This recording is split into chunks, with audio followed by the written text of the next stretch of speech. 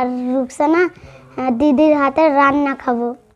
আজকে আমাদের ভিডিওটা দেখতে থাকো, কি রান্না হবে সেটা দেখতে থাকো। আসসালামু আলাইকুম everyone, back to our my new blog. আপনাদের সাথে আমি আজকে শেয়ার করছি ফুলকপি এবং আলুর তরকারি।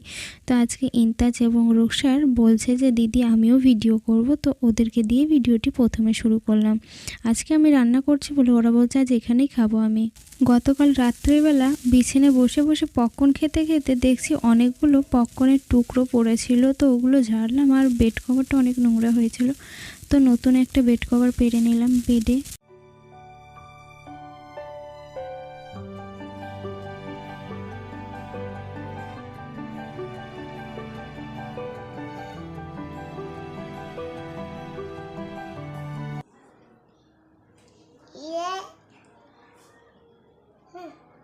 তো দাও চাল তোমাকে ছোটবেলায় ক্রিম লাগাই দিত, রোজ রোজ চান করার পর আমাকে ক্রিম লাগাই দেয় রোজ রোজ।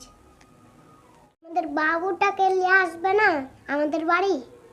আমার মা আমাকে আর ইন্তাজকে চাল বাছার কাজ দিয়েছিল, তো সেই চালগুলো আমি আর ইন্তাজ বাছছিলাম, আর এদিকে আমাদের টর্চটাও জ্বালিয়ে নিয়েছি পাশে। সন্ধ্যাবেলায় এশার আজানের পরেই এই চালগুলো বাছছিলাম আমি আর ইন্তাজ। আমার মা বলে যে রেশনের চালে যে সাদা সাদা চালগুলো থাকে না, ওই চালের কারণেই ভাতটা খুব শীঘ্রই নষ্ট হয়ে যায়, তো ওই চালগুলোই তাড়াতাড়ি করে আমি আর ইন্তাজ বাছছিলাম, কারণ মা এখন ভাত চড়াবে, মানে ভাত বসাবে।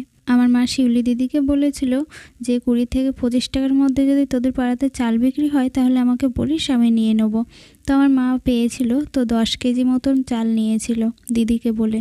1.5 মাস থেকে পটলা নানির অ্যাকাউন্টের জন্য অনেক আসা যাওয়া করলাম ব্যাংকে, কিন্তু আজকে আলহামদুলিল্লাহ ব্যাংকে এসে দেখি হয়ে গেছে পটলা নানির অ্যাকাউন্ট। এই রাস্তা দিয়ে সোজা গিয়ে আমাদের হাই স্কুল, তো আমি সেখানে দেখাতে পারলাম না, অনেক বান্ধবীর সাথে দেখা হয়েছিল, তো তাদের সাথে কথা বলছিলাম বলে সময় পার হয়ে গেল। আজকের ভিডিও এই পর্যন্তই, ততক্ষণের জন্য আল্লাহ হাফিজ। আপনারা সবাই ভালো থাকবেন।